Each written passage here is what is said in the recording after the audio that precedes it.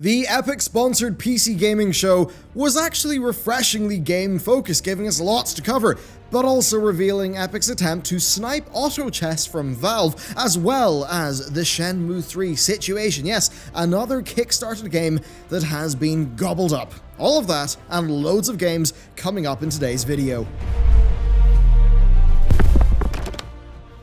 Hey everyone, and welcome back to another industry report. The PC gaming show was probably their slickest ever, with a solid pace, reasonable hosts, and plenty of games, but also a fair amount of concern over the Epic Games sponsorship, concerns that were somewhat realized with the announcement that Shenmue 3 and Untitled Goose Game, as well as some others, would be Epic Store exclusives. Of course, this is only the first of 3 videos today, so be sure to check out this channel later on for more. And we're going to kick off affairs with the big Shenmue 3 story. Of course, that is really the big thing. So it's the long-awaited sequel to a much-loved and fairly groundbreaking series from the Dreamcast era. Director Yu Suzuki and co successfully crowdfunded the game in 2015, oddly enough receiving a pretty major spotlight from Sony. They raised $6.3 million with an original goal of $2 million, but do remember that even according to their own breakdown, 8 to 10% of that is Kickstarter fees, 20 to 25% to rewards and fulfillment, leaving 65 to 72% for game development, with the original $2 million being something that they stated was not enough to actually develop the game,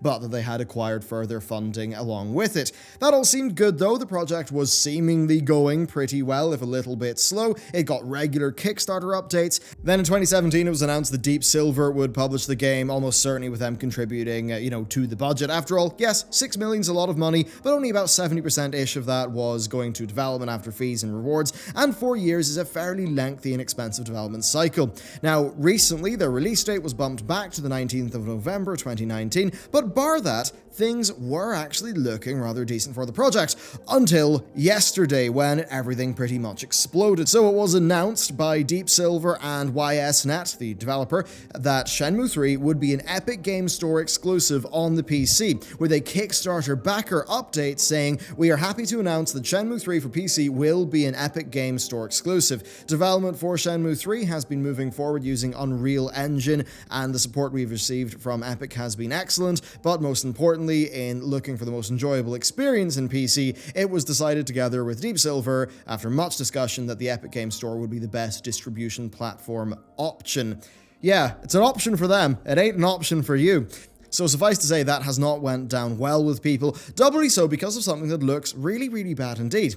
They are refusing refunds. And that just seems utterly wild. Now, their boilerplate response to backers who request refunds goes as follows. The launch was previously planned for distribution on Steam. However, it was decided together with Deep Silver, after much discussion, that the Epic Games Store would be the best distribution platform option. Shenmue 3 will be distributed through the Epic Games Store and will require the Epic Games Store client to activate. We apologize for the sudden change in platform. However, refunds will not be granted for this change. So that had a rather predictably large amount of backlash, really just because of that refusal to offer refunds, which is pretty darn wild. Now, many people are reporting them to Kickstarter for this, which is kind of interesting. So Kickstarter themselves do not offer refunds. They say that responsibility is on the project creator and is at their discretion. But that said, Kickstarter are pretty darn clear about what creators have to do, saying this: the creator must complete the project and fulfill each reward. Once the creator has done so, they've satisfied their obligation to their backers. The terms of use then go on to say there may be changes or delays, and there's a chance something could happen that prevents the creator from being able to finish the project as promised. And it says that basically if they're unable to do that, then they need to show proof that they've done their best to remedy the situation, and the terms end by saying that the creator is solely responsible for fulfilling the promises made in their project, and that if they are unable to satisfy the terms of that agreement,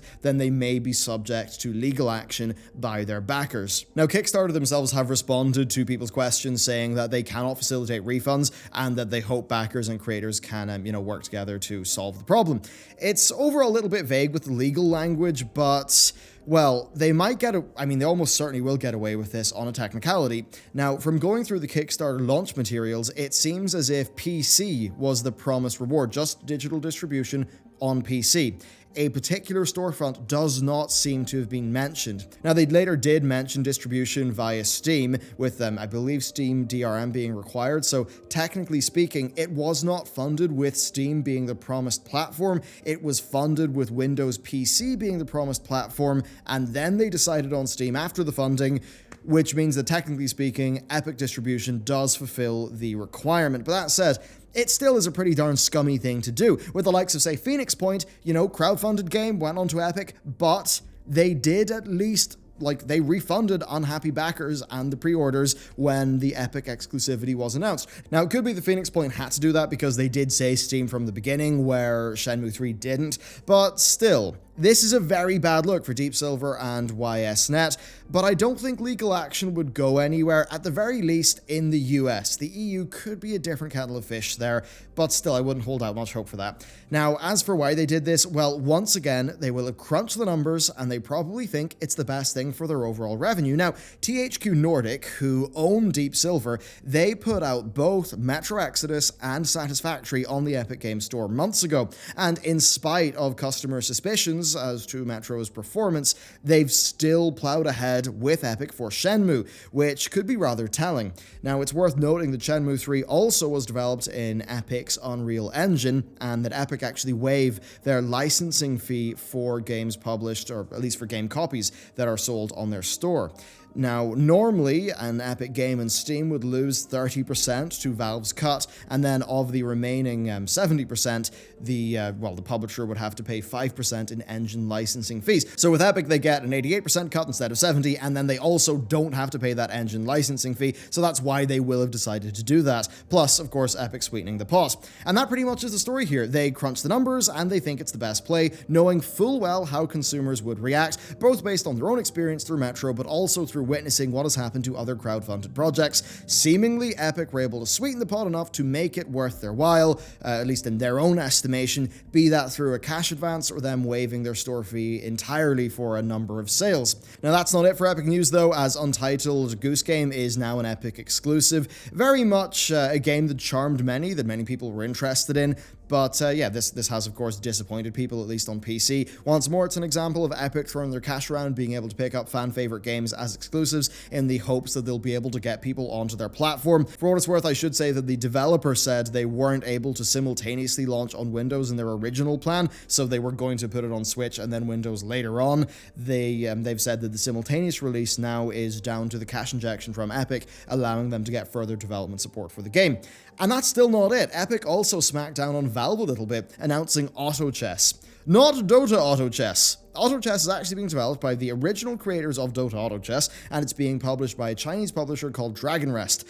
Valve fell out, of course, with Drodo, the Auto Chess creator, after they tried to reach out for a collaboration, and that has led to Valve planning to make their own version of Dota Auto Chess. So Epic now have the original, Auto Chess. Valve are making their own one, and then League of Legends is also working on an auto chess game mode. It's somewhat interesting seeing Epic do to Valve what Valve did to Blizzard with Dota itself. And then, of course, there were many other Epic exclusives at the show. We had Chivalry 2, Zombie Army 4, Borderlands 3, Maneater, and one or two others. It's kind of funny with Chivalry 2. I mean, imagine being BTFO'd by Mordhau, only to have Epic gobble you up. So, there we go. With the Epic segment done, though, let's talk about the games, because there sure as hell are quite a lot of them. So, Evil Genius 2 had a trailer, seemingly, of course, aiming to give us that slice of Dungeon Keeper, but with a, Cold War spy aesthetic, which I'm totally down for. We then had more stuff from Vampire the Masquerade Bloodlines 2, showing us a little bit of gameplay. Certainly looks quite pretty, but there's not really that much to break down right now. Then Starmancer is another entry to what I'm just going to call the Dwarf Fortress Light, well, maybe Dwarf Fortress Light genre of settlement building games. This time it's set in space. Looks pretty neat, actually, so I'll definitely keep an eye on it. Then, of course, Chivalry 2, that was announced with an early 2020 release date. I didn't see anything there that made me think it could stand against Mordhau. We'll just have to wait and see with more gameplay and a more in-depth look at the combat system. Certainly, Mordhau's doing super well, and with this being a timed Epic exclusive, it's absolutely going to face a pretty large uphill battle when it comes to getting players on board. Then Mosaic seemed quite neat, very much a grim view of modern society, and I love how they're releasing seemingly a clicker game on mobile to market it, which is very much playing into the message of the game itself, so that was pretty cool to see, but still I would like to see more gameplay. Then Midnight Ghost Hunt is seemingly just souped up prop hunt, so it's not really grabbing me too much. Unexplored 2, however, well, god, that art style was gorgeous. It really grabbed me. Unexplored 1 is a fantastic example of procedural generation done right. They really did innovate there on that with its dungeons. They really felt handcrafted. It was quite incredible in terms of the layout and the design, so I'm dead excited to see what they come up here with this one. Then we looked at Funcom's lineup. They showed the already released Conan Unconquered, which was a bit odd. Mutant Year Zero showed off an expansion. Then the rather spooky Moons of Madness, which I am absolutely down for, looks pretty great. I love a bit of cosmic horror, so I'm keen to see what they do with it. Then there was Conan Chop Chop. Yeah, that was there.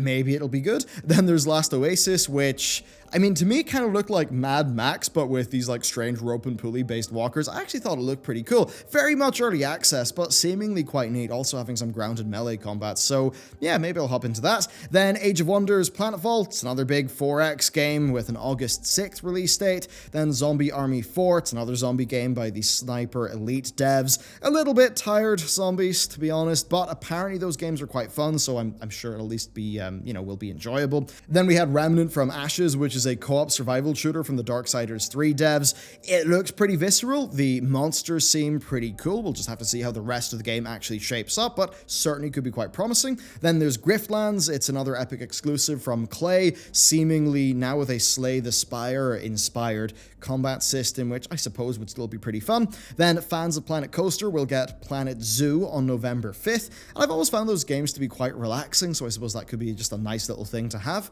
Then Songs of Conquest actually had a really, just a gorgeous art style, really strong musical trailer as well, with the gameplay seemingly being reminiscent of Heroes of Might and Magic, so I'm totally down for that. Then Vermintide 2, a really great game, had its new PvP mode be showed off, looked really cool indeed, so I'm down for that. And then they showed off Valfaris, which continues to look, pulpy. Now, our producer, Matt, he actually played that last EGX and seemed to come away with a pretty good impression, so I'm interested. Then there's Christ Tales, which is a goddamn gorgeous game. I love the art style. It seems to have a time-shifting mechanic between present, future, and past. Turn-based combat comes out in 2020. Not really the genre I'd normally be into, but certainly grabbed me, so I'm happy to see that, and I will play its Steam demo, which is just been dropped. Then we've got Tripwire's Maneater, which is just a game where you play as a shark. It's a shark PG, I suppose, and yeah, the concept is neat. I'll admit I'm suspect as to how engaging the gameplay loop will be, but of course I wish them luck, and that's an Epic exclusive game. Then Terraria had its final expansion be shown off at the 2019 release date. Then Telling Lies is the next game from the creators of Her Story and 12 Minutes. Of course, 12 Minutes was one of my highlights of the Xbox presser. Didn't really get grabbed by Her Story, but hey, I'm interested to see what they've got. Warframe showed off a bit of its next expansion, saying that they'll properly reveal it in their own convention this July. And then there was Genesis Noir. It stood out to me visually a lot. I'm not sure how you do an adventure game that spans the Big Bang to seemingly everything, but I'm totally on board. There's an interesting narrative hook and a great art direction, so I think that's really all you need. And then there was El Hijo, a stealth adventure game seemingly through a mysterious monastery in Mexico, which, I suppose didn't immediately grab me for some reason, even though when I look at it, it's like, I think it's really, really gorgeous. I kind of like how the mechanics are, so I'm sure it'll be pretty fun to play. And then finally for Baldur's Gate 3, really no new information. It was a bit strange. They were only talking about the trailer. It seems like that game is quite a ways off, but they did say that a prequel that's pen and paper will be released, which I think is really cool indeed. So overall, there you go. That is the PC Gaming Show, all the drama, all the games, everything that happened. I would say that if not for the drama stuff, this is one of the better shows. And it's kind of weird because it's full of games that are, I would say, not cultural events. And what do I mean by that? Well, you've got these massive AAA blockbusters that are just drummed up as being like gamer culture events. And sometimes that stuff's just a little bit obnoxious and tiring. So it's nice to see something like this where it's just, sort of AA or indie titles for an hour and a half. And yeah, look really promising. There's a few games there that just artistically seem gorgeous, so definitely a lot to look forward to. Let me know what your highlights of the PC Gaming Show were. Let me know what you think about all the Epic stuff down below, and of course stay tuned for 2 more videos on this channel today. So thank you very much for watching, and I'll see you next time.